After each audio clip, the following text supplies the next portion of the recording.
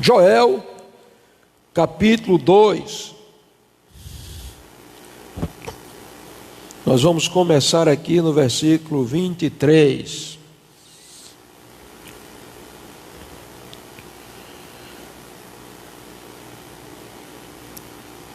Amém? Todos encontraram?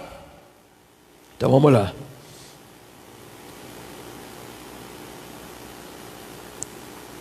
E vós, filhos de Sião, regozijai-vos e alegrai-vos no Senhor vosso Deus, porque Ele vos dará ensinador de justiça, e fará descer a chuva, a temporã e a seródia. E as eiras se encherão de trigo, e os lagares transbordarão de mosto ou de vinho e de azeite.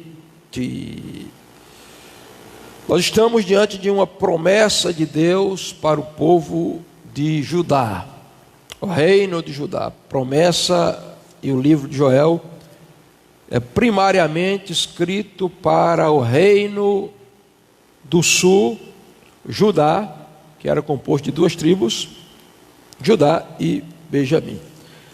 A promessa é que Deus vai derramar duas chuvas, primeiras e últimas, temporã e seródia.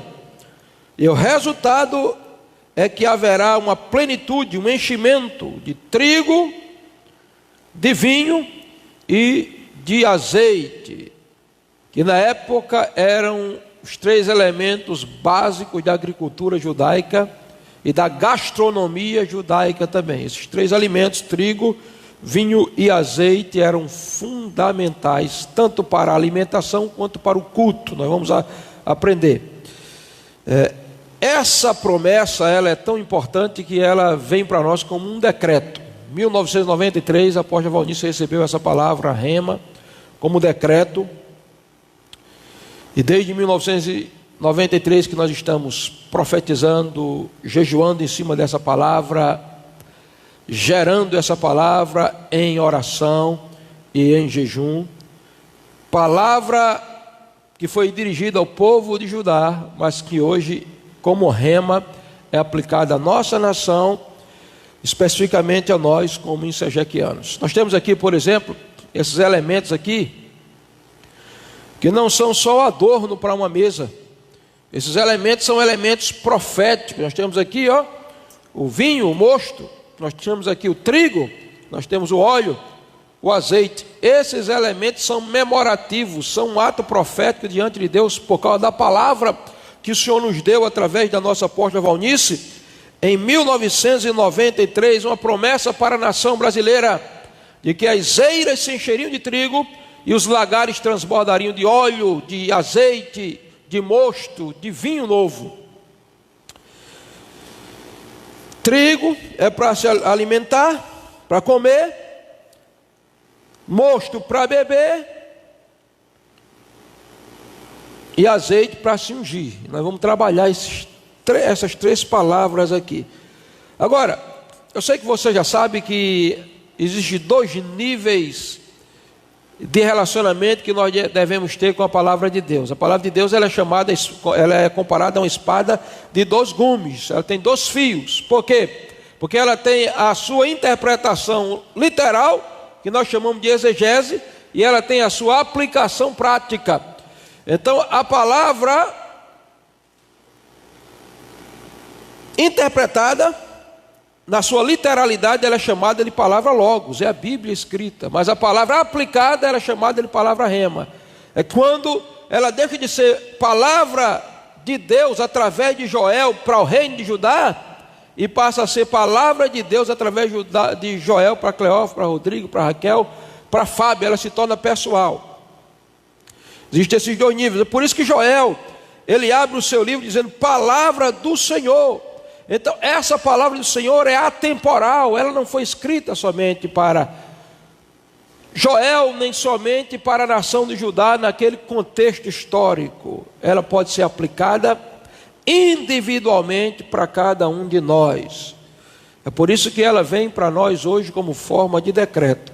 Inclusive esse decreto de 1993, Joel 2, 23 e 24, se transformou num livro da nossa apóstola que eu aconselho você a adquirir e a ler. Eu acredito que todo ensejequiano deve ler o jejum e a redenção do Brasil. Ali está, quando Deus mostrou a nossa apóstola a história do Brasil no livro de Joel, as maldições, as calamidades, o quadro da nação e o que Deus iria fazer na nação. Ela já dizia isso desde que foi escrito na década de 90 ainda, esse livro, o que Deus ia fazer na nossa nação.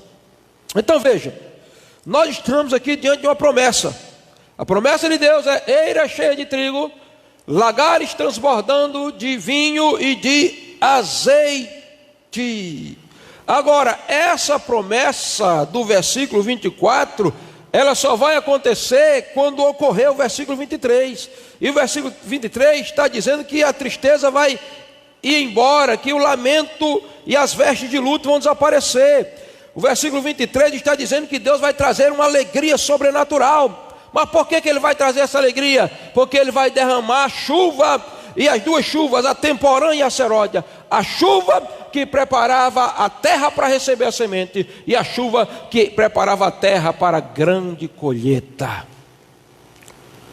Joel está dizendo isso, mas essa promessa, ela é condicional.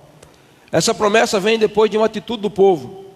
E a atitude do povo, você vai ver ela descrita aqui nos versículos 12, 13, 17, onde o profeta está convocando o povo para passar por uma techuvá, um arrependimento, uma mudança. Essa mudança viria com quebrantamento, com choro, com rasgar de coração, com jejum, com lágrimas. Mas por que o povo tinha que se arrepender? Porque esses três elementos básicos estavam faltando: o trigo, o mosto e o azeite. Não tinha trigo, não tinha mosto, não tinha azeite. Sem trigo não há pão, sem pão não há alimento, sem alimento não há vida. Sem o fruto da videira, sem o mosto, não há alegria, não há festa de Pentecostes, não há festa de tabernáculos, não há alegria no coração. Sem óleo não há profeta, rei e sacerdote sendo ungido. E o profeta vai nos ensinar que esses três elementos serão restaurados em Israel quando houver um arrependimento e Deus derramar a chuva. Por quê? Porque o quadro era um quadro de calamidade. Veja o quadro da nação.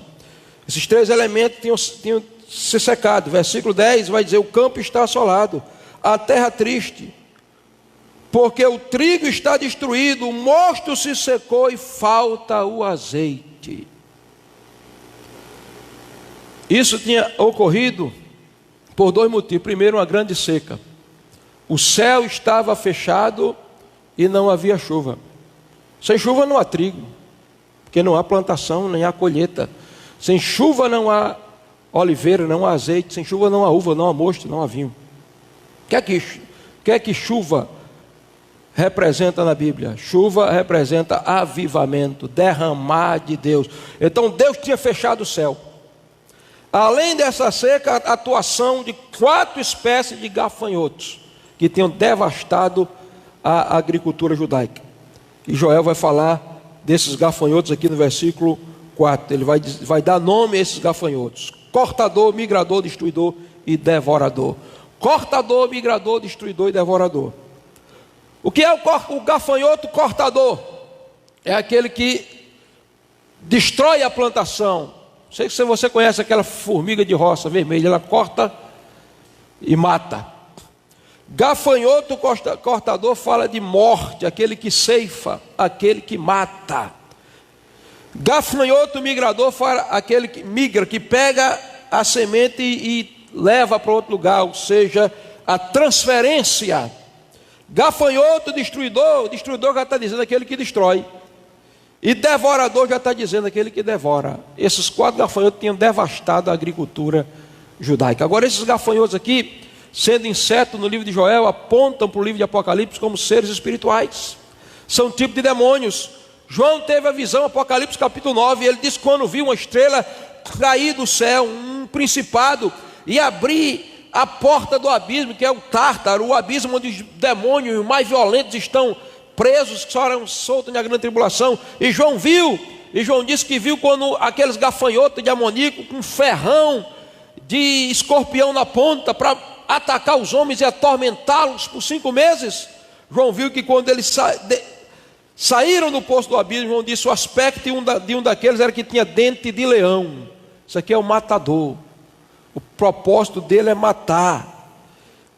O que é que fala aqui, pastor? Esse gafanhoto com dente de leão fala do crime organizado, fala da violência generalizada, fala da legalização do aborto, fala do tráfico de drogas, fala da atuação de demônios que querem matar homens de 15 a 35 anos de idade para destruir uma verdadeira geração.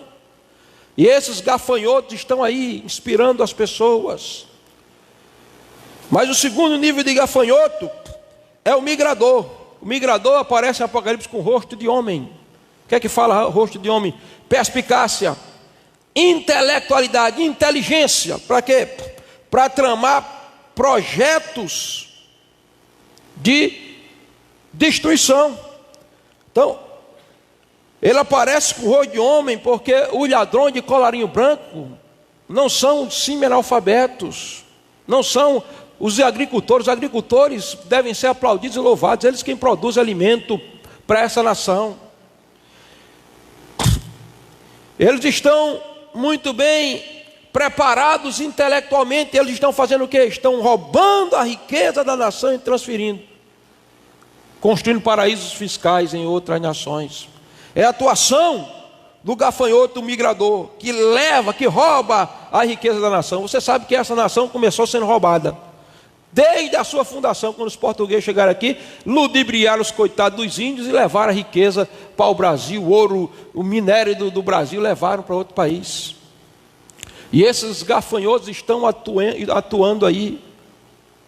O Brasil é conhecido como o país da corrupção e da impunidade. E esses homens são inspirados pelo migrador para levar a riqueza da nação, transferir. Depois nós temos aqui o gafanhoto destruidor. E esse gafanhoto destruidor aparece em Apocalipse como cabelo de mulher, com cabelo de mulher. Isso fala de quê? Isso fala de sedução. Isso fala da glamorização do homossexualismo. Isso fala do ativismo LGBT. Cabelo de mulher fala da atuação de demônios que provocam, que querem trazer a sensualidade, que querem promover e legalizar a prostituição. São demônios que estão atuando.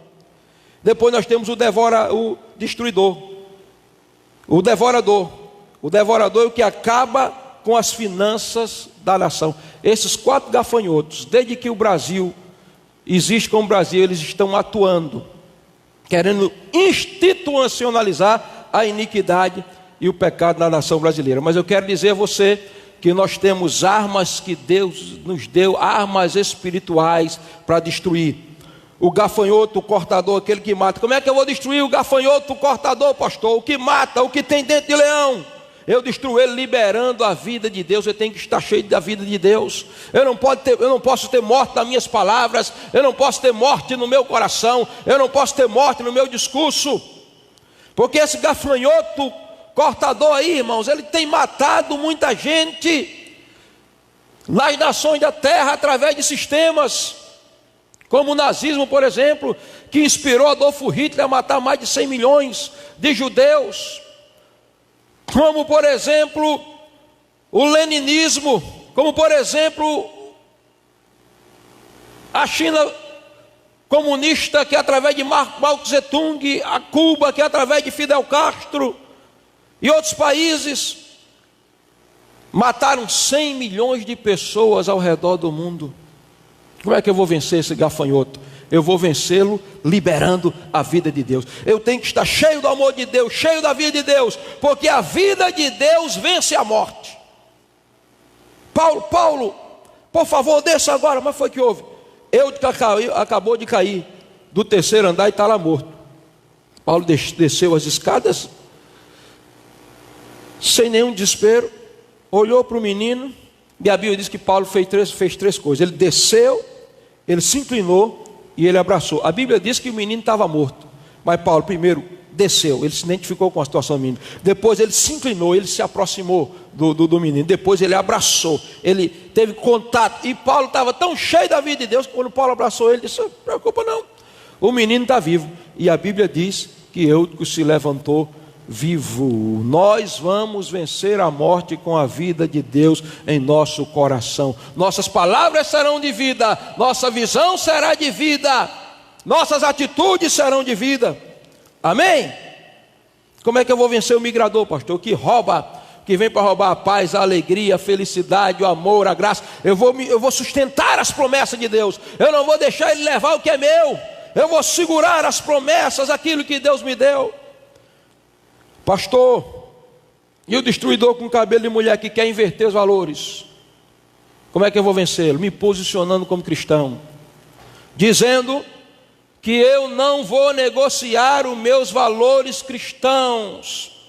Eu vou continuar dizendo que o que a Bíblia diz que é pecado, eu não vou relativizar a verdade de Deus, porque a verdade de Deus não é relativizada, ela é absoluta. Se esse demônio, esse gafanhoto, destruidor com cabelo de mulher, ele quer que eu viva esbanjando sensualidade na rua da cidade, eu vou andar de maneira digna, santa, e declarando que o padrão para o cristão continua sendo: e o mesmo Deus de Pai vos santifica em tudo, e todo o vosso espírito, alma e corpo sejam plenamente conservados, irrepreensíveis para a vinda do Senhor. E o devorador, pastor? O que é que eu vou fazer com ele? Eu vou vencer o devorador? Só tem uma maneira de vencer o devorador. Você jejuando não vence o devorador, orando muito não vence o devorador. Se vence o devorador com o que a Bíblia diz, Malaquias capítulo 3.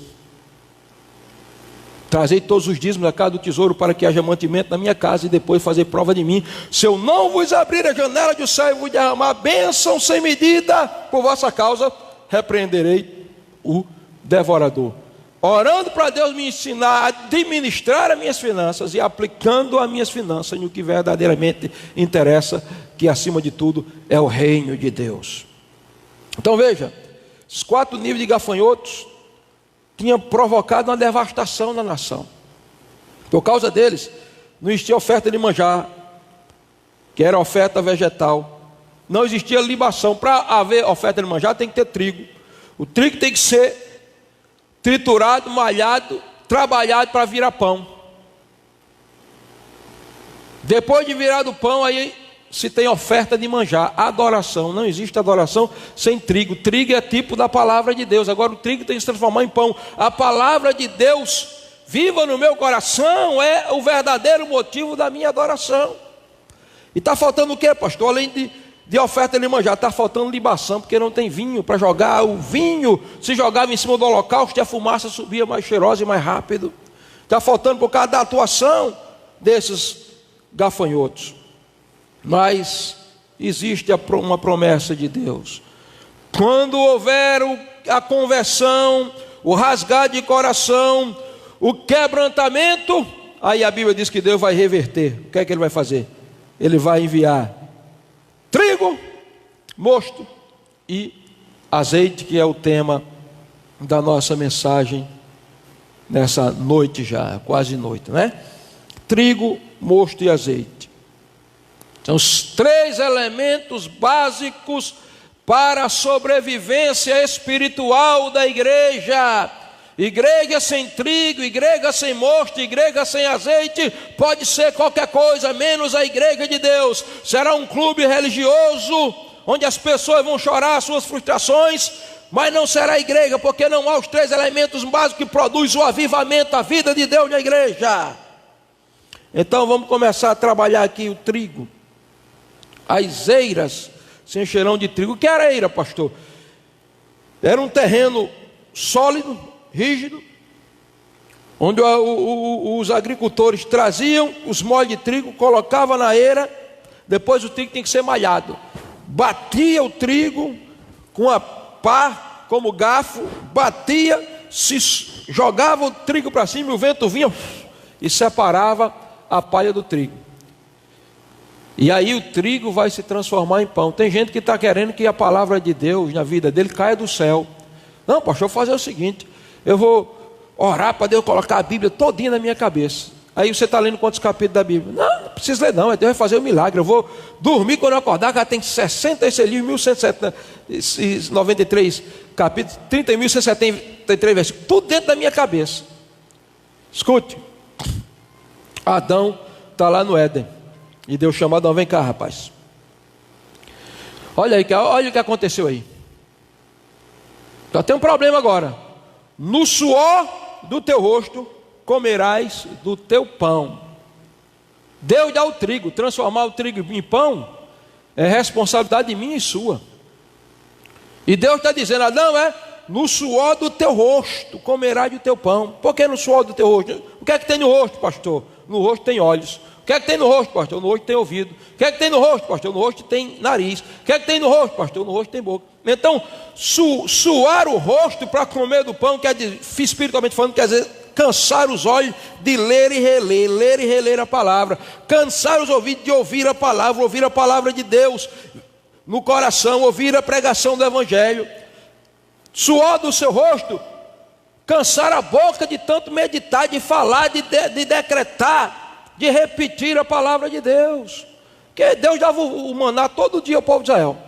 O pessoal acordava de manhã, quando olhava, estava lá o maná, a terra cheia de maná na geada. Mas você acha que o povo ficava sentado dentro de casa, dizendo: meu Deus, o maná já está aí, agora faça favor, manda o maná aqui para a mesa para a gente. Não, a Bíblia diz que Deus fazia descer o maná, mas a responsabilidade do povo era colher o maná. Primeiro tinha que colher o maná, depois tinha que bater o maná em pilão, triturar o maná, depois tinha que fazer bolo, e depois tinha que cozinhar o maná, irmãos. Então deixa eu dizer uma coisa para você: trigo Deus te dá, pão é responsabilidade sua fazer. É verdade, as eiras vão se encher de trigo, vai haver um avivamento da palavra, a palavra vai voltar a ter primeiro lugar na igreja, nos cultos, todo mundo vai amar a palavra, vai se apaixonar por ela, mas nós temos que tomar o trigo e transformar em pão. É por isso que o maná cai, mas o povo tem que colher, pisar e cozinhar. Faça o seu maná. No suor do teu rosto comerás o teu pão. Cara, não fique confiando no pão do pastor, não. Não, pastor, eu vou ficar confiando aqui, porque todo domingo tem pão que o Senhor nos oferece aqui. Não, no suor do teu rosto, coma o seu pão. Eu estou te dando trigo. Preparar pão é você quem tem que preparar. Como é que eu vou preparar, pastor? É abrindo a tua Bíblia, é marcando, é estudando, é escrevendo, é pesquisando, é indo para o dicionário bíblico, é orando de madrugada, é orando pela manhã, é pedindo a Deus para trazer revelação da palavra. Essa semana eu postei uma frase de A.W. Tozer, que ele dizia o seguinte: a Bíblia foi escrita em lágrimas, e só os que choram receberão os tesouros escondidos que ela tem. Então no teu sol, do teu rosto comerás o teu pão. Irmãos, Abraão vai vindo de uma guerra. Lá vem o velho Abraão, cansado, venceu 5 reis, resgatou logo o seu sobrinho. E quem vem de uma guerra vem ferido. Quem vem de uma guerra às vezes vem abatido, vem cansado. E a Bíblia diz que quando Abraão ia, Deus mandou um sacerdote ao encontro dele, chamado Melquisedeque. E a Bíblia diz que quando Melquisedeque chegou, Melquisedeque trazia pão e vinho para Abraão. Primeiro trazia pão e vinho para alimentar. Sacerdote que é sacerdote tem que ter pão. E pão de sacerdote não é pão borolento, é pão azeitado, a Bíblia diz. Deus está prometendo encher as eiras de trigo. Agora eu tenho que ir lá colher, transformar em pão e me alimentar do trigo. Tem gente que quer ensinar a Bíblia, mas não quer estudar a Bíblia. Ele não tem alimento para ele, quer dar alimento para o outro. Quando Deus foi falar com Ezequiel, disse: Ezequiel, o que você está vendo, Ezequiel? Eu estou vendo um rolo, Senhor. Então come o rolo, come a palavra. E depois, Senhor, e depois você vai liberar e profetizar a palavra para Israel. Pão. O pão que Deus nos dá, que é o trigo, em Levítico capítulo 23, ele tem, capítulo 24, aliás, de Levítico, ele tem algumas peculiaridades. Primeiro, ele é chamado pão da proposição, que é pão da presença. Pão da proposição, a pão da presença é Jesus. Jesus disse: eu sou o pão vivo que desceu do céu. E ele era o pão que carregava a presença de Deus. Mas o pão da presença está na palavra também. Quando eu abro a palavra, eu estou me alimentando da presença de Deus, que está na inspiração da palavra. E tinha algumas peculiaridades. Primeiro, ele era colocado na mesa da proposição em fileiras, eram 12 pães, 2 fileiras de 6. Por quê? Porque era um pão para cada tribo. Um pão para Judá, um pão para Levi, um pão para Gade, um pão para Aser. O pão de Judá não podia ser o pão de Levi, o pão de Levi não podia ser o pão de Aser, o pão de Aser não podia ser o pão de Simeão. Cada um tinha o seu pão. Então as eiras se enchem de trigo e nós produzimos o pão dentro de uma experiência individual com a palavra, meu querido. É por isso que a Bíblia, você vê 100 pregadores pregando um texto só, cada um pregando de uma forma diferente. O mesmo texto com revelações diferentes, porque a experiência com a palavra tem que ser individual. Você tem que ter a sua própria experiência com a palavra de Deus. Segundo, esse pão era misturado com incenso. Verso 7, misturado com incenso. Incenso é tipo de oração. Então a palavra, a sua palavra, ela pode ficar pão seco, mas a palavra com incenso, ela pode se tornar pão azeitado. É por isso que o sacerdote, no Levítico 8, o pão que ele trazia era pão azeitado, porque ele tinha incenso. Alguém chegou para um velho pastor, um jovem, e perguntou: pastor, qual é a coisa mais importante na vida do crente? Ler a Bíblia e orar. E ele disse: pergunta um pássaro, qual é a asa mais importante dele? Se é a esquerda ou se é a direita. A outra peculiaridade do pão da presença é que ele só podia ser comido no lugar santo do tabernáculo. Não podia ser comido no átrio, tinha que ser no lugar santo. Por quê? Só quem tem experiência verdadeira com a palavra de Deus, com o pão da presença, o trigo que se transforma em pão, é quem está vivendo uma vida de santidade na presença de Deus. E a última particularidade é que ele só podia ser comido pelo sacerdote. O que é o sacerdote? O sacerdote na Bíblia é o adorador e o intercessor. Essas são as duas funções do sacerdote: adorar e interceder. Só adoradores e intercessores têm o verdadeiro entendimento espiritual e a experiência com a palavra de Deus. Então a Bíblia está dizendo aqui que as eiras se encherão de trigo. Paulo, no capítulo 20 de Atos, está se despedindo dos irmãos. É a última vez que ele vai estar ali naquela igreja. No dia seguinte ele vai partir. E a Bíblia diz que Paulo teve o cuidado de partir o pão. O pão não pode ser segurado só para mim, não posso ser egoísta. Nós estamos vivendo no tempo, por exemplo, em que milhões estão desempregados e milhões, quem sabe, estão passando fome. É tempo de você repartir o pão, fisicamente falando, eu estou dizendo, de ajudar com a cesta básica a quem você puder, que você souber que está participando, precisando, está na necessidade. Ontem mesmo, na reunião que eu tive com líderes, eu disse: procure saber se você conhece alguém da igreja ou alguém que está passando necessidade financeira para que nós ajudemos. Mas deixa eu te falar, esse pão, a palavra de Deus, não posso ficar com ele só para mim. Eu tenho que partir, porque há gente faminta, tem muita gente que faminta, e Deus está cumprindo a promessa. A chuva temporã e seródia já se derramaram, a semente já foi plantada, nós já colhemos, nós já temos trigo, mas nós vamos repartir, transformar em pão e repartir o pão com o faminto. Esse é o primeiro elemento. E o segundo elemento, pastor? Vinho. As eiras se encherão de vinho. Agora presta atenção, o trigo tem que ser malhado.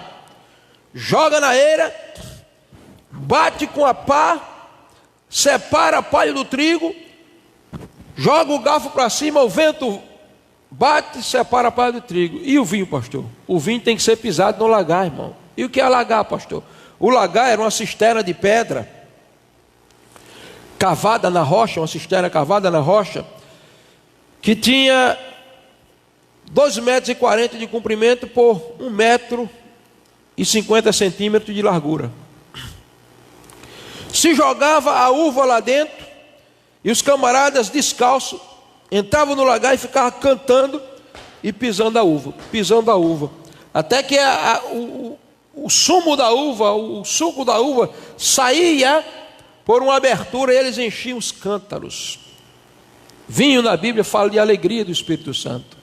Sem o Espírito Santo não há verdadeira alegria. Agora, encher-se do Espírito Santo é deixar-se ser pisado, trabalhado, esmagado pela presença de Deus. O homem que foi mais cheio do Espírito Santo foi Jesus. Mas no Getsemane ele foi prensado, que eu vou falar daqui a pouco do azeite. Mas sem vinho não há festa de tabernáculos. Sem vinho não há festa de Pentecostes. Sem vinho as festividades bíblicas. Nem casamento existia na Bíblia sem vinho. É por isso que Jesus foi convidado para um casamento e quando ele chegou lá, de repente, o vinho acabou. Aí a mãe de Jesus disse: Senhor, meu filho Jesus, tem uma coisa aqui para te dizer, acabou o vinho. E Jesus disse: mulher, não chegou a minha hora ainda. O que é que eu tenho a ver com isso? Não, mas tudo bem. Chama o mestre de sala. Vem cá vocês, tragam a água. Venham para essas talhas aqui de pedra. Jogue a água aqui dentro da água. Mas não tem nada, mas joga a água. E a Bíblia diz: água transformada em vinho. Só Jesus transforma uma vida aguada, sem sabor, sem cheiro, sem alegria, sem vida, sem cor. Só Ele pode transformar um casamento aguado em um casamento cheio de vinho, vinho do Espírito Santo. Nós precisamos deixar-nos esmagar pela presença, até que os nossos lagares, os lagares do nosso coração, transbordem com o vinho novo da alegria do Espírito Santo de Deus. Porque a Bíblia diz que o vinho alegra o coração. E quando Paulo vai falar para a igreja de Éfeso, ele vai dar um conselho para a igreja de Éfeso, Efésios 5,18. Ele diz: não vos embriagueis com vinho que é a contenda, mas enchei-vos de Espírito Santo. Ele faz um paralelo ali. Vinho que embriaga, Espírito Santo que enche. Por que ele faz um paralelo? Porque os adoradores de Dionísio e do deus Baco, eles muitas vezes entravam em estado de frenesi, de êxtase, de transe espiritual, enquanto se embriagavam com vinho. Aí Paulo está dizendo: vocês não precisam disso não, se encham do Espírito. E por que Paulo faz esse paralelo? Porque o vinho, ele tem 3 efeitos. O efeito de alterar o comportamento, em primeiro lugar. Você já viu um camarada quietinho, calmo, tímido, quando ele está bêbado, quem manda aqui sou eu sou. Que ele está controlado pelo vinho. Então o vinho altera o comportamento. Outra coisa que o vinho causa é dependência. Se o cara beber vinho todo dia, ele vai acabar em um alcoólatra. Quem está cheio do Espírito Santo não depende da sua capacidade, não depende da sua intelectualidade, não depende do seu status. Quem está cheio do Espírito Santo depende do Espírito Santo. Agora, o homem caído no pecado precisa de alguém que traga vinho para restaurá-lo. Como assim, pastor? Um homem descido de Jerusalém, foi pego por assaltantes, jogado no chão, esmagado, batido, destruído, ficou lá quase morrendo, meio morto. A Bíblia diz semi-morto. E a Bíblia diz que lá vem um sacerdote no seu jumento. E ele viu o homem caído lá. Ele pensou: não, eu tenho que ir embora. Posso ficar, não posso agora não, eu tenho horário marcado. Os louvores lá já estão tudo ensaiados. Se eu não chegar, mas se eu não chegar na hora, não, eu vou embora. E foi embora do seu jumento. O levita, o homem que cuidava do culto, do tabernáculo. E a Bíblia diz: naquela mesma estrada vai passando um sacerdote no seu burro-mulo. E está lá o homem caído, quebrado, sangrando. Aí eu não posso a reunião do conselho apostólico, pastoral, eu tenho que ir embora. E foi embora. Mas a Bíblia diz que naquele mesmo dia ia passando um samaritano, tão rejeitado pelos judeus, que enfrentava tanto preconceitos. Mas a Bíblia diz que o samaritano vinha no seu cavalo alazão, chotão. E quando ele viu o homem, a Bíblia diz que ele parou o cavalo, desceu da carruagem e viu o homem. E a Bíblia diz que ele trazia na bagagem vinho e azeite. Colocou azeite nas feridas do homem, deu vinho para o homem se reanimar, pegou o homem, botou no cavalo e foi puxando o cavalo, e o homem no cavalo, e a Bíblia diz que levou a estribaria. Deixa eu dizer para você, sacerdote só tem teoria, sacerdote só tem discurso, sacerdote não tem compaixão, sacerdote não se identifica, sacerdote muitas vezes não sente a dor. Levita também, nesse sentido de ser religioso. Por quê? Porque muitas vezes não tem vinho e nem tem azeite, mas muitas vezes aqueles que a gente acha que não é religioso, não tem vida com Deus, ele traz vinho e traz bagagem, porque ele não demonstra a sua espiritualidade com teoria, ele demonstra a vida de relacionamento com Deus na prática, quando ele se identifica com o caído e ele unta as feridas com azeite e reanima ele com vinho. Precisamos ser cheios do vinho de Deus na nossa vida. E terminando, a última promessa de Deus é que os lagares iriam transbordar de azeite. O trigo para fazer pão, o vinho para beber e se alegrar, para que as festas não parem. E o azeite, pastor, para que serve o azeite? Primeiro, veja, o trigo é malhado. O vinho, a uva para se fazer o vinho é pisada. E o azeite é prensado. O azeite aí passa por dois processos. Primeiro, as azeitonas são colocadas num saco de corda de agave, né? São colocadas e são levadas para o moinho. Uma pedra também, cavada, se joga a azeitona ali, e se tem uma rocha, uma pedra, uma roda de pedra, e puxada pelo jumento, e vai esmagando as azeitonas, esmagando. Quando elas estão todas esmagadas, trituradas, então eles pegam aquelas azeitonas, aquele saco de agave, e levam para a prensa.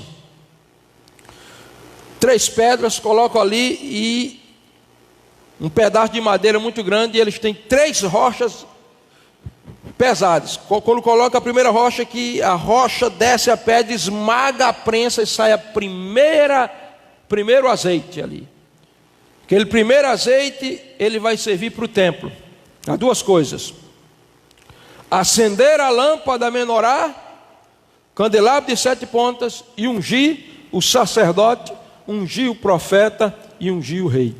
Depois eles colocam outra pedra, a segunda prensa. O segundo azeite serve para alimento. E depois a terceira pedra, terceira prensa, terceiro azeite, serve para fazer sabão. Isso significa dizer que sem azeite não há sacerdote, rei e profeta ungido. Sem azeite não há luz, e sem azeite não há alimento e nem purificação, porque não há sabão. A unção, em primeiro lugar, é para iluminar. Assim como o menorá era iluminado, a unção tem que iluminar a nossa vida. Quem tem unção vai brilhar não de estrelismo, vai brilhar da glória de Deus. Vai ser um candeeiro não apagado, mas um candeeiro aceso. Nessa época aqui, o menorá, o candeeiro do lugar santo do tabernáculo estava apagado, porque não havia azeite. Quantas vidas apagadas! Você tem que ter o seu azeite para a sua vida ser cheia da luz do Evangelho de Cristo. Você lembra das 10 virgens? Estão todas as 10 dormindo. Daqui a pouco houve um grito à meia-noite: eis o noivo! E a Bíblia diz que as 5 virgens, sábias, prudentes, pegaram as suas lamparinas cheias de azeite e foram, naquela noite escura, ao encontro do noivo. Mas a Bíblia diz que as imprudentes, as loucas, ficaram, não tinham azeite, acendia a lamparina não acendia. Meu Deus, e agora o noivo não vamos entrar para a festa das bodas, e o que fazer? E foram pedir às clientes: dai-me de vosso azeite. Ela disse: não, cada um tem o seu azeite, a unção é individual. Eu vou aqui liberar a minha unção sobre você, você recebe a minha unção, vai para casa e eu fico aqui sem unção. Não, Senhor, cada um tem que ter a sua lamparina cheia de azeite, a sua unção. E o azeite serve para ungir. Por isso que Isaías 10:27 diz que o jugo vai ser quebrado do pescoço por causa da unção. Quantas pessoas com jugos pesados? Quem é que vai quebrar esse jugo? A gordura, a unção. Porque o primeiro azeite ele era liguento, ele era grosso, ele era gorduroso. Por isso que algumas versões dizem que é a gordura que quebra o jugo. Não é que é a gordura que o camarada é gordão, aí ele vai... Não. O peso da unção pesada, quebra o jugo. Quantas pessoas estão aí no jugo de Satanás? Eu já contei para vocês a história que eu cheguei na casa de uma mulher e ela estava entrando em estado de loucura. O marido dela disse que ela tinha tomado não sei quantos banhos em poucas horas, queria tirar, ela estava em estado de loucura. Eu comecei a orar, uma situação muito difícil na casa, e quando eu estava orando, o Espírito Santo disse: toque nos ombros dela a quebrar o jugo. E quando eu toquei, ela fez isso, começou a vomitar, e quando ela levantou o rosto, a fisionomia estava diferente, ela foi liberta até hoje. Sabe por quê? A unção do Espírito Santo despedaça o jugo. Então ter azeite é ter unção. Agora, a unção só vem quando há unidade. Por isso que o Salmo 133 diz: quão bom e quão suave é que os irmãos vivam em união ou em unidade, né? Que os irmãos vivam queixudo um com o outro, brigando um com o outro, falando mal um do outro, criticando um ao outro. Não, que os irmãos vivam em união. Por quê? Porque é como óleo precioso que desce sobre a cabeça e a barba de Arão e desce as orlas do seu vestido. Então a unção só vem para a cabeça, desce a barba e toca o vestido, só reveste completamente se a unidade, a união estiver. Quem é que é ungido? Primeiro, ungido é aquele que tem o coração de servo. Salmo 89, versículo 20. Eu vejo Deus com um chofar na mão, que se ungia com o chofar, e Deus está com um chofar na mão, e ele está no versículo 1 procurando, e Miguel disse: o que o senhor está procurando aí, senhor? Não, só estou procurando alguma coisa. Versículo 2 ele está procurando, versículo 10 ele está procurando, quando chega no versículo 20, achei, o que é que o senhor achou, Senhor? Achei o meu servo Davi, e com o meu óleo santo eu agora estou ungindo. É aquele que tem coração de servo, que será encontrado por Deus, e quando for encontrado por Deus, será consequentemente ungido por Deus também. Para que lagares transbordando de azeite? Para haver unção, e quando houver unção, a missão será cumprida. Jesus não cumpriu a sua missão enquanto ele não foi ungido. Só depois que ele foi ungido com o Espírito Santo, com óleo de alegria, a Bíblia diz, lá no Jordão, que ele passou 40 dias jejuando, preparando o nível espiritual para as guerras que ele ia enfrentar lá no deserto. Só depois ele sobe para Nazaré, entra na sinagoga no dia de sábado, pega o rolo do livro do profeta Isaías e lê: o Espírito do Senhor Jeová está sobre mim, pelo que me ungiu. Me ungiu para quê? Para proclamar vista aos cegos, pôr em liberdade os oprimidos, tirar das prisões os presos e anunciar o ano aceitável do Senhor. Então, se você quer a unção, a habilidade sobrenatural de Deus na sua vida, que serve para trazer luz à sua vida, iluminar o seu coração, capacitá-lo e habilitá-lo para a obra, tenha o seu próprio azeite. Tendo o coração de servo, você será encontrado pelo Senhor e Ele vai ungir. As eiras se encherão de trigo, palavra revelada. Os lagares transbordarão de vinho novo, a alegria do Espírito Santo, e transbordarão de azeite a unção que quebra o jugo. Vamos ficar de pé. Nós vamos agora adorar a Deus. para encerrar esse momento, nós estivemos aqui, na presença de Deus, orando e aprendendo a palavra.